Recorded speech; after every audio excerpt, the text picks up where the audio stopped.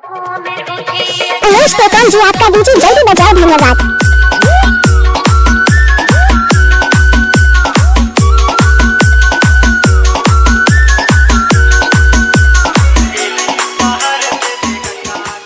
Mix by DJ Anosh Kumar tekam वाई टोला वाले।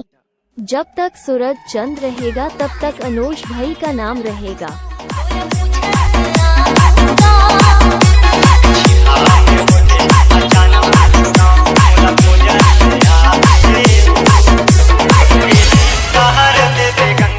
मिक्स वाई डीजे अनोश ग्राम पटवा वाले।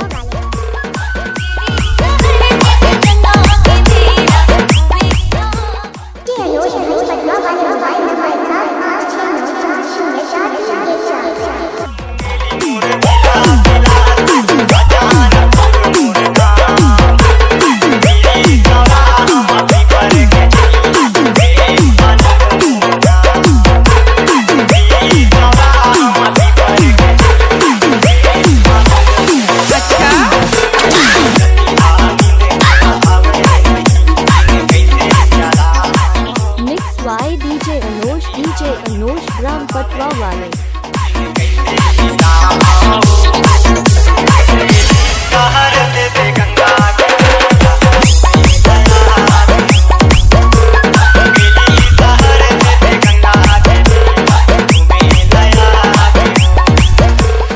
Mix by DJ Anosh Kumar tekam वाई टोला वाले।